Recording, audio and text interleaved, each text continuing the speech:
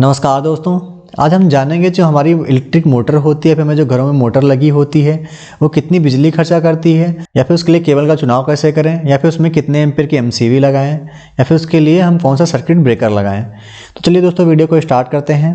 दोस्तों किसी भी मोटर के केबल के चुनाव के लिए या फिर एमसीबी के चुनाव के लिए सबसे पहले हमें ये मालूम होना चाहिए कि जो हमारी मोटर है वो कितने एम्पीयर करंट ले रही है। दोस्तों तो हम बात करते हैं हमारी जो मोटर है उसका एम्पेयर या फिर उसकी करंट कैसे निकालते हैं। मान लीजिए हमारे पास 2 HP की मोटर है जिसका हमें करंट कंजम्पशन निकालना है।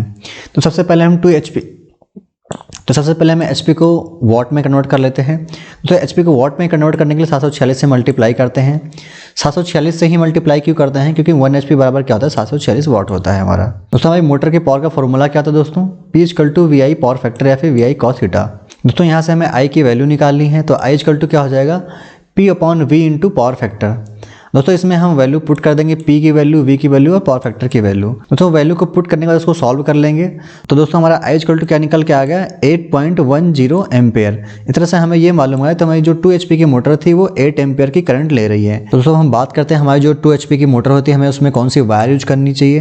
दोस्तों हमें मालूम जो हमारी 1 mm वायर होती है कॉपर की, वो लगभग 4.5 से लेकर के 6 एम्पेयर तक की करंट को बेयर करती है। और जो हमारी 2.5 mm स्क्वायर की कॉपर वायर होती है वो लगभग 14 एम्पेयर की करंट को बेयर करती है। दोस्तों यहाँ पर हमारी करंट रेटिंग 8 एम्पेयर है, इसलिए यहाँ पर हम 1 mm की वायर यूज नहीं कर सकते, इसलिए यहाँ पर हमें 2.5 mm की वायर यूज करनी होगी। अब हम बात करते हैं इसमें हमें कौन सी एमसीबी लगानी चाहिए, फिर कितने एम्पेयर की एमसीबी लगानी चाहिए। तो जैसा कि हमें मालूम हमारी जो मोटर है उसकी करंट रेटिंग क्या है, 8 एम्पेयर। तो इस पर यहाँ पर हमें मिनिमम 8 एम्पेयर की एमसीबी लगानी चाहिए। हमारी जो मार्केट में एमसीबी आती है वो कितने की आती है, 6 की आती है, या फिर 10 की आती है, या फिर 16 की आती है। उसके ऊपर 20 की आती है, 32 की आती है।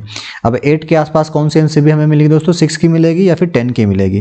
तो 6 की एमसीबी जो होगी वो उसकी रेटिंग क्या है, कम है इससे, इसलिए हम 6 की यूज नहीं कर सकते। अब हमारे मोटर की करंट रेटिंग क्या है, 8 एम्पेयर है, इसके ऊपर कौन सा है, 10 एम्पेयर। दोस्तों यहाँ पर या फिर हम 10 एम्पेयर की यूज कर सकते हैं या फिर हम 16 एम्पेयर की एमसीबी को यूज कर सकते हैं। दोस्तों अब हम बात करें हमारी जो 2 HP की मोटर है उसका पावर कंजम्पशन कितना होता है, या फिर हमारा जो कितने यूनिट खर्चा करती है। तो जैसा कि हमें मालूम है हमारा जो 2 HP की मोटर है वो लगभग 1500 वाट की। तो सर 1500 वाट को अगर हम किलो वाट में कन्वर्ट करेंगे कितना हो जाएगा, 1.5 किलो वाट। तो जैसा कि हमें मालूम है मोटर की पावर कितनी है, 1492 वाट, लगभग 1500 वाट।